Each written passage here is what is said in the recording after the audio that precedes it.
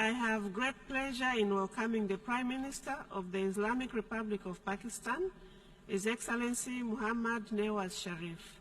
I invite him to address the General Assembly.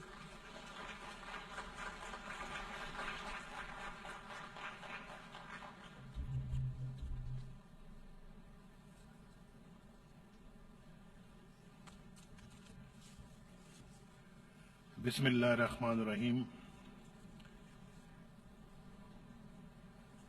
Excellencies, distinguished delegates, ladies and gentlemen, we congratulate Mr. Peter Thompson on his election as President of the 71st session of the General Assembly. We agree that implementation of the Sustainable Development Agenda should be the focus of this session. We also pay tribute to Mr. Likitov for his capable stewardship of the 70th session. Mr. President, today, 3 decades after the end of the Cold War, our multipolar world is more free and vibrant, yet still chaotic and turbulent, more interdependent, but more unequal, more prosperous, yet still afflicted with poverty. We see spectacular progress, but also unprecedented human suffering. The world is at a historic inflection point. The international order established after the Second World War is passing away, but a new order has yet to emerge. Competition between the major powers is becoming more confrontational. This can pose serious threats to peace across Asia. A new Cold War threatens to engulf Europe. The momentum there towards greater union has already reversed. Barricades and walls are going up, especially against the tide of misery flowing out of a turbulent Middle East. In many countries, intolerance has revived the ghost of xenophobia and Islamophobia.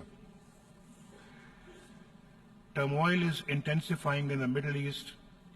International efforts to defeat Daesh are therefore urgent. For this, it is essential to reconcile the divergent objectives and priorities of regional and external powers. Peace cannot be built when injustice prevails. The long-festering tragedy of Palestine demands determined action by the international community. Mr. President, after decades of strong growth, the world economy has reached a plateau. Despite this adverse international economic environment, my government has in the last three years moved the country towards robust growth. We have fully integrated the 2030 Development Agenda into our own economic and social strategy. This rests on our conviction that people are the true wealth of our nation and that it is human development which will determine our future destiny. Mr. President, our priority goal of economic development requires internal peace and stability. My country has been the principal victim of terrorism, including that supported, sponsored and financed from abroad. We will not allow externally sponsored terrorism and threats of destabilization to cause turbulence in Pakistan. Tens of thousands of our citizens and thousands of our security personnel have been killed or injured in terrorist attacks. This has only reinforced our resolve to eliminate the scourge of terrorism. Our comprehensive strategy of law enforcement and targeted military operations has produced remarkable results and enabled Pakistan to turn the tide against terrorists. Pakistan's Zarbeaz operation is the largest, most robust and most successful anti-terrorism campaign anywhere in the world, deploying 200,000 of our security forces. Our comprehensive national action plan has the complete endorsement of our people and our parliament, as well as our security forces, all of whom have made heroic sacrifices to defeat terrorism. Mr. President, terrorism, however, is now a global phenomenon which must be addressed comprehensively and in all its forms, including state terrorism. The international community must coordinate its efforts to accomplish this. These efforts should be taken collectively and not unilaterally by the passage of any laws with extraterritorial application targeted against certain countries. We will not win the fight against terrorism and violent extremism so long as we do not address their root causes.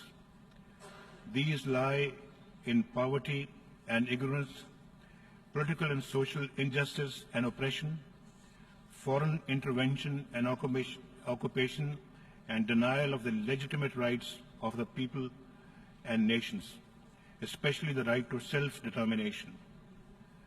Until these underlying causes are addressed, it will be difficult to counter the twisted narrative of violent extremists and terrorists.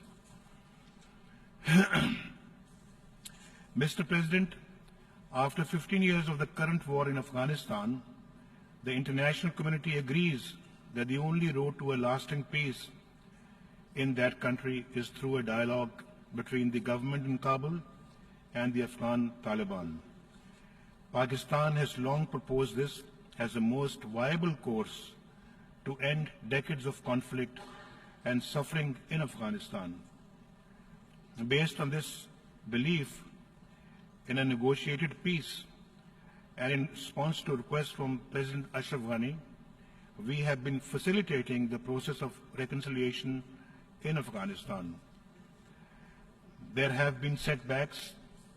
That, however, is not a sufficient reason to abandon the path of peace and rely on the military option, which has failed for the past decade and a half to stabilize Afghanistan. Progress will be assured only when the Afghan parties themselves conclude that there is no military solution to the Afghan war and work assiduously through a meaningful dialogue process for achieving reconciliation and peace at home. Mr. President, over 3.5 decades of conflict and chaos in Afghanistan has had grave security and economic consequences for Pakistan. Almost 3 million Afghan refugees to whom we opened our homes and hearts remain in Pakistan. We hope to see them return to Afghanistan voluntarily and with dignity. Until they do, the international community must shoulder its responsibilities to sustain them. Mr. President, confrontation should not be our destiny in South Asia. Pakistan wants peace with India. We have gone the extra mile to achieve this, repeatedly offering a dialogue to address all outstanding issues. But India has posed unacceptable preconditions to engage in a dialogue. Let us be clear. Talks are no favor to Pakistan.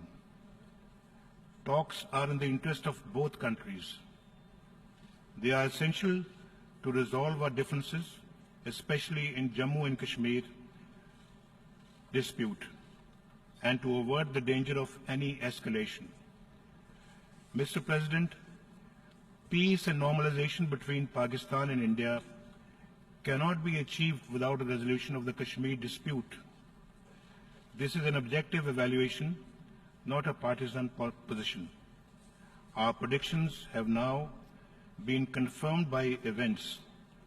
A new generation of Kashmiris has risen spontaneously against India's illegal occupation, demanding freedom from occupation. Burhan Wani, the young leader murdered by Indian forces, has emerged as a symbol of the latest Kashmiri Intifada, a popular and peaceful freedom movement led by Kashmiris, young and old, men and women, armed only with an undying faith in the legitimacy of their cause and a hunger for freedom in their hearts. Mr. President, this indigenous uprising of the Kashmiris have been met as usual with brutal repression by India's occupation force of over 500,000 soldiers. Over 100 Kashmiris have been killed, hundreds, including children and infants, blinded by shotgun pellets, and over 6,000 unarmed civilians injured over the past 2 months. These Indian brutalities are well documented. I would like to inform the General Assembly that Pakistan will share with the Secretary General a dossier containing detailed information and evidence of the gross and systematic violations of human rights committed by Indian forces in occupied Jammu and Kashmir. These brutalities will not suppress the spirit of the Kashmiris. It will only intensify their anger and fortify their determination to see India end its occupation of Kashmir. From Srinagar to Sopur, the men, women, and children come out each day, defying curfew to demand freedom. Mr. President, Pakistan fully supports the demand of the Kashmiri people for self-determination as promised to them by several Security Council resolutions. Their struggle is a legitimate one for liberation from alien occupation. International law and declarations of the United Nations on self-determination give the Kashmiri people the right to struggle for their freedom. Every year, the General Assembly unanimously adopts the resolution which reaffirms the right of all peoples to self-determination and calls on the states concerned to immediately end their occupation and all acts of repression. Mr. President, on behalf of the Kashmiri people, on behalf of the mothers, wives, sisters, and fathers of the innocent Kashmiri children, women and men who have been killed, blinded, and injured, on behalf of the Pakistani nation, I demand an independent inquiry into the extrajudicial killings and a UN fact-finding mission to investigate brutalities perpetrated by the Indian occupying forces so that those guilty of these atrocities are punished. We demand the immediate release of all Kashmiri political prisoners, an end to the curfew, freedom for the Kashmiris to demonstrate peacefully, urgent medical help for the injured, and abrogation of India's draconian laws. Mr. President, the Security Council has called for the exercise of the right to self-determination by the people of Jammu and Kashmir through a free and fair plebiscite held under United Nations auspices. The people of Kashmir have waited 70 years for implementation of this promise. The Security Council must honor its commitments by implementing its own decisions.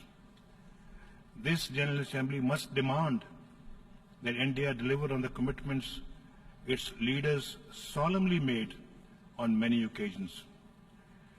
To this end, steps should be taken by the United Nations to demilitarize Jammu and Kashmir and undertake consultations with India, Pakistan and the true representatives of the Kashmiri people to implement the resolutions of the Security Council. In this context, we welcome the offer of the good offices by Secretary General Ban Ki-moon. We will also open consultations with members of the Security Council to explore the modalities for implementation of the Security Council resolutions on Kashmir. Mr. President, the international community ignores the danger of rising tensions in South Asia at its own peril. For its part, Pakistan is committed to the establishment of strategic stability in the region. It neither wants nor is it engaged in an arms race with India. But we cannot ignore our neighbors' unprecedented arms buildup and will take whatever measures are necessary to maintain credible deterrence. We have consistently urged the conclusion of bilateral arms control and disarmament measures between Pakistan and India to prevent conflict and avoid wasteful military expenditure. We are open to discussing all measures of restraint and responsibility with India in any forum or format and without any conditions. We are ready for talks to agree on a bilateral nuclear test ban treaty. Today from this rostrum, I would also like to reiterate our offer to India to enter into a serious and sustained dialogue for the peaceful resolution of all outstanding disputes, especially Jammu and Kashmir. Mr. President, as a responsible nuclear weapon state, Pakistan will continue to cooperate with all international efforts that seek to promote fair and equitable solutions to disarmament and non-proliferation challenges. We have introduced state-of-the-art measures to strengthen the safety and security of our nuclear materials and facilities. We have adopted a comprehensive export control regime that is fully consistent with international standards. Judged on the basis of objective criteria and without discrimination, Pakistan is fully eligible for membership of the Nuclear Suppliers Group. Mr. President, in our turbulent and interdependent world, the United Nations remains an indispensable organization to restore order and ensure global peace, stability, and prosperity. Its principles remain the crucial pillars of international legality, the guide for the conduct of member states, and the guarantor of the legitimate rights of all nations and peoples. The United Nations must regain its credibility as a central instrument for the promotion of peace, prosperity, and liberty. To that end, it should become more representative, transparent, and accountable. A comprehensive and democratic reform of the Security Council, which Pakistan supports, should enhance its relevance and representation. Creating new centers of privilege will do the opposite. Mr. President, Pakistan's unwavering commitment to the UN is well established. We have played a pioneering and consistent role in UN peacekeeping, and despite our own security requirements, we will remain one of the world's largest troop contributing countries and maintain our record of success in multiple UN peacekeeping operations. Mr. President, Pakistan has a vital stake in ending conflicts, fostering peace, fighting terrorism, strengthening democracy, promoting human rights, generating global growth, and overcoming the challenges of environmental degradation.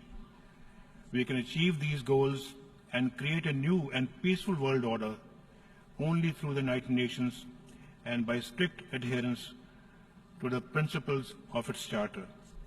I thank you, Mr. President. On behalf of the General Assembly, I wish to thank the Prime Minister of the Islamic Republic of Pakistan for the statement just delivered, and I request protocol to escort His Excellency. The Assembly will hear a statement by Her Excellency Aung San Suu Kyi, State Councillor and Minister for Foreign Affairs of the Republic of the Union of Myanmar.